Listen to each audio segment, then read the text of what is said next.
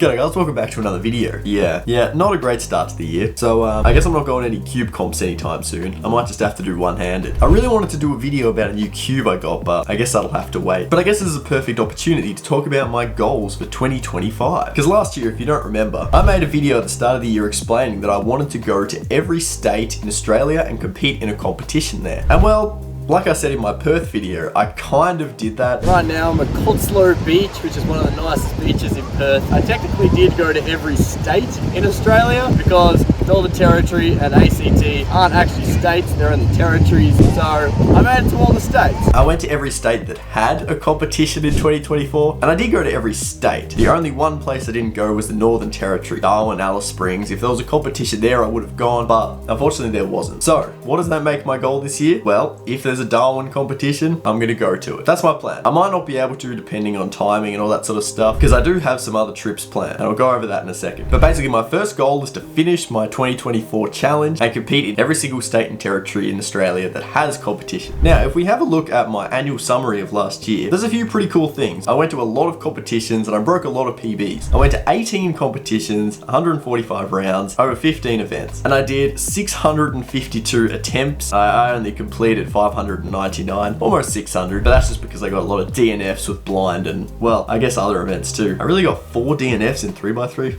Anyway, so yeah, what I'm more interested in is my personal bests. So I broke my PB 26 times in competition, which is pretty good. 11 events, 16 singles, and 10 averages. So my most was actually one-handed, which I don't really know why. I wasn't practicing it that much, but maybe I should start practicing it more because I got 4 singles and 1 average, so that's pretty good. Then in 3x3, I broke my average 3 times, which I kind of understand because one, I've got really good cubes now, and I also have just been practicing 3x3 a lot more. Same with the big cubes, 7, 5, 6, 4. All of the N by Ns except 2x2, I broke my PB in either single or average, so that's pretty good. It is the events I've been practicing the most. So 26 times over the year. I'm not going to go to as many competitions this year. I'm not going to go to 18 competitions, so I won't have as many opportunities to compete and get PBs. However, I'm going to aim for 15 PBs across the whole year. I think should be reasonable. That's just a little over 1 a month. Now this part's really interesting. There's the improvements. So I've improved a lot in clock just because I actually learned how to solve it properly, kind of. I mean, it's still only 11 seconds, but still, from 20 is a big jump. FMC, I also improved a lot, especially with my average. I'd like to improve in a lot of these events as well. I don't really care for the side events so much anymore, but 6 and 7x7, I've been practicing a lot, even 5x5. I don't have particular times I want to break in most of these events. However, one-handed, I would love to get a sub 20 single, and in 3x3, I would love to get a sub 8 single. I got 3 8-second times last year, which was the first year I'd ever got an 8-second time, and yeah, very happy with those. I'm so close to sub 8, it's not fun. And I mean, just in terms of 3x3 average, I think 10.8,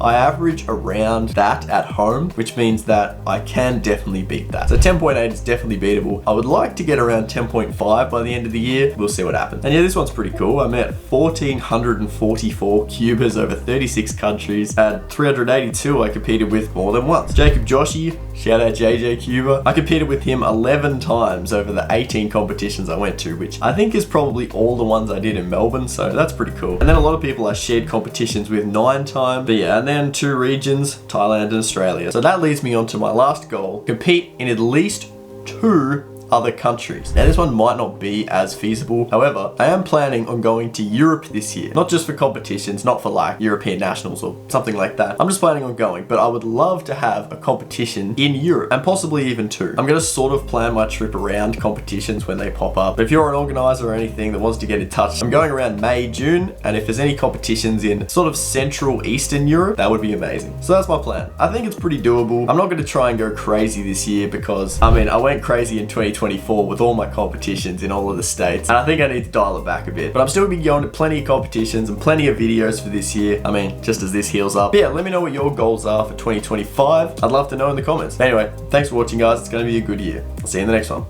Cheers.